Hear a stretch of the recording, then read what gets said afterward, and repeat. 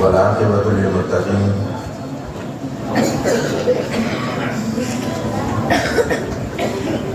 والصلاة والسلام على نبيه وعلى آله وأصحابه أجمعين ومن تبعهم بإحسان إلى يوم الدين. حضرات علماء کرام،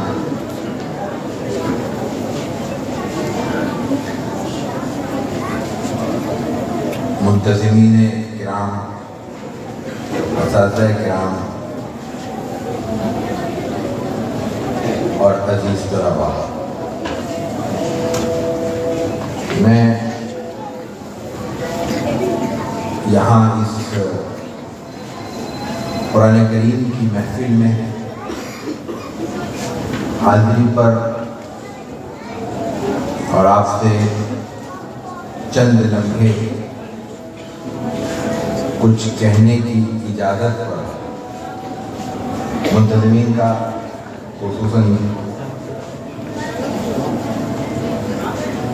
معتمم حضرات کا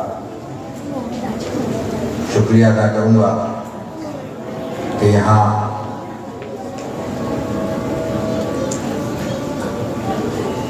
چند لمحے گزارنے کا مجھے موقع مل رہا ہے۔ اللہ تعالیٰ نے قرآن کریم کی صورت میں جو نعمت عطا کی ہے اس کا مقابلہ دنیا میں اللہ تعالیٰ کی طرف سے دی گئی کسی اور نعمت سے نہیں کیا جا سکتا۔ قرآن کریم نہ صرف یہ کہ جناب رسول اللہ صلی اللہ علیہ وسلم کا زندہ اور مسلسل معجزہ ہے، بلکہ اللہ کی بطور خالق ہمارے درمیان زندہ نشانی ہے۔ اللہ تعالیٰ نے مختلف اولیاء کرام کو مختلف معجزات عطا کیے۔ جناب رسول اللہ صلی اللہ علیہ وسلم کی زندگی میں معجزات ایک بڑی تعداد میں نظر آتے ہیں، الگ الگ ان پر کام ہوا، کتابوں کی کتابیں تحریر ہوئی، لیکن ایک بڑے سے بڑا معجزہ بھی، چاہے وہ حضرت موسیٰ علیہ السلام کا ہو، حضرت عیسیٰ علیہ السلام کا ہو، یا خود جناب رسول اللہ صلی اللہ علیہ وسلم کا ہو، وہ ایک بار ہوا اور ختم ہو گیا۔ آپ کی برکت سے پیاسوں کو پانی مل گیا، بھوک کی حالت میں چند کھجوریں سب کے لیے سیرابی کا باعث، سیر ہونے کا باعث بن گئی۔ ایک پیالے دودھ سے لوگوں نے اپنی بھوک بجھا لی، سینکڑوں لوگوں نے، ہزاروں لوگوں نے بھی، لیکن وہ بات ختم ہو گئی، موقع نہیں، ختم ہو گیا۔ قرآن کریم اپنے روز اول سے جس معجزاتی کیفیت میں ہم پر نازل ہوا تھا، یا جس معجزاتی کیفیت کے ساتھ جناب رسول اللہ صلی اللہ علیہ وسلم پر نازل ہوا تھا اور ہم تک پہنچا تھا، اسی کیفیت میں آج تک موجود ہے اور قیامت تک رہے گا۔ قرآن کریم میں ایک آیت ہے، سَنُرِيهِمْ آيَاتِنَا فِي الْآفَاقِ وَفِي أَنفُسِهِمْ حَتَّى يَتَبَيَّنَ لَهُمْ أَنَّهُ الْحَقُّ، کہ ہم آگے چل کر عنقریب بعد میں کچھ زمانے کے بعد جس وقت قرآن کریم نازل ہو رہا ہے، اس وقت یہ آیت کریمہ کہتی ہے کہ کچھ عرصے بعد میں ہم اپنی مزید نشانیاں انفس و آفاق میں دکھائیں گے۔ آفاق یہ پوری کائنات اور اس کی وسعتیں، اور انفس یہ انسان کا وجود 5، 5.5، 6 فٹ کا۔ تو یہ معجزات بعد میں دکھائے جائیں گے، ان معجزات کا ذکر قرآن کریم میں آ رہا ہے۔ تو قرآن کریم اپنی اس معجزاتی کیفیت کے ساتھ شروع دن سے قیامت تک موجود رہے گا۔ دوسری بات، قرآن کریم نے دو سے زائد مقام پر، دو جگہوں پہ بہت واضح طور پہ ایک یہ چیلنج کیا کہ اگر تمہیں قرآن کریم کے اللہ کے کلام ہونے میں کوئی تردد ہے تو تم ایسا کرو، اس جیسا کلام لے آؤ، فاتو بسورۃ من مثلہ، اور اس کے ساتھ مزید اپنی بات کو مضبوط کرنے کے لیے اللہ تعالیٰ قرآن کریم کے ذریعے یہ کہلواتا ہے کہ اگر تم تنہا یہ کام نہ کر سکو تو اپنے ہم نواؤں کو بھی ساتھ لے آؤ. ایک آدمی نہیں کر سکتا تو 10 آدمی مل کے کر لو, 10 نہیں کر سکتے 100 آدمی مل کے لے آؤ. اور بہت لمبا چوڑا چیلنج نہیں ہے. قرآن کریم میں تو 6000 سے زائد آیات ہیں. تم ایسا کرو فاتو بصورت من مثلہ, دوسری جگہ اور الفاظ میں یہ بات بیان کی, ایک صورت لے آؤ, چھوٹی نہیں سی صورت ہی لے آؤ. وہ چیلنج صرف مکے والوں کے لیے نہیں تھا, صرف عہد نبوی میں جناب رسول اللہ صلی اللہ علیہ وسلم کے سامنے موجود کفار مکہ یا دوسرے اطراف کے ان قبائل کے نہ ماننے والوں کے لیے نہیں تھا جن کا پر قرآن کریم پیش کیا جا رہا تھا اور وہ اس کو ماننے میں تعمل کا شکار تھے, بلکہ وہ چیلنج ہر ایک کے لیے. قیامت تک اگر کوئی شخص قرآن کی حقانیت پہ ہلکا سا تردد بھی رکھتا ہے اس کے لیے یہ چیلنج موجود ہے, وہ لے آئے اس کا جواب. تو قرآن کریم کے بارے میں نے عرض کیا کہ یہ اللہ تعالیٰ کا معجزہ ہے, مسلسل ہے, جو رسول اللہ صلی اللہ علیہ وسلم کے توسط سے پوری انسانیت کو عطا ہوا. ہمارا مسئلہ یہ ہے کہ ہمیں قرآن کریم دین اور ایمان کی طرح گھر میں مل گیا ہے, میسر آ گیا, تو ہمیں اس کو کھول کر پڑھنے کی نوبت یا اس کا موقع کم میسر آتا ہے. اگر کھول کر پڑھ لیں تو پھر پڑھنے کا وہ سلسلہ تسلسل کے ساتھ جاری نہیں رہتا.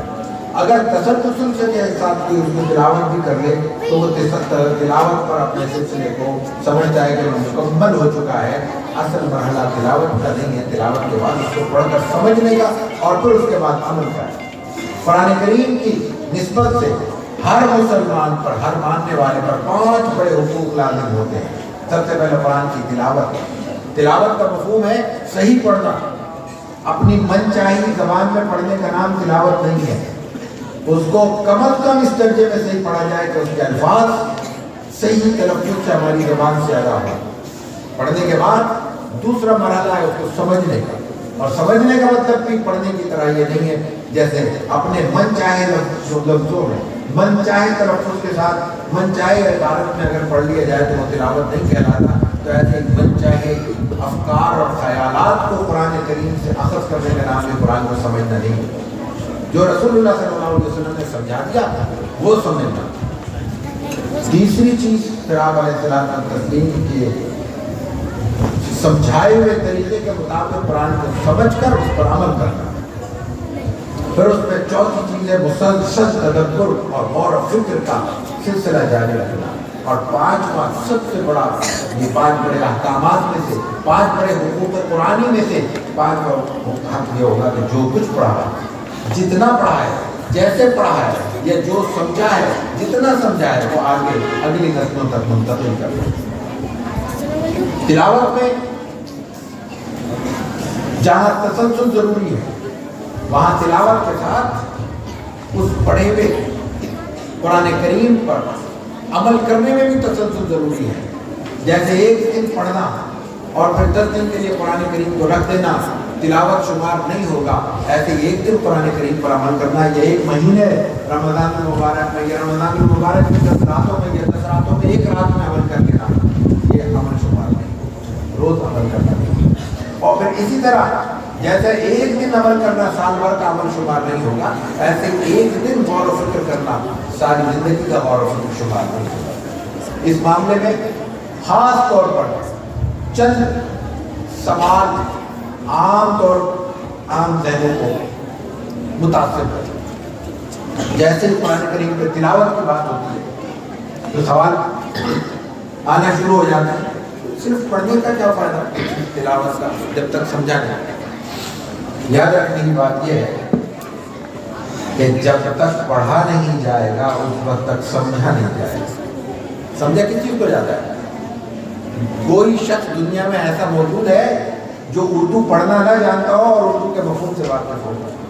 پہلے وہ پڑھے گا پھر سمجھے گا. پڑھنا تو بنیادی ضرورت ہے.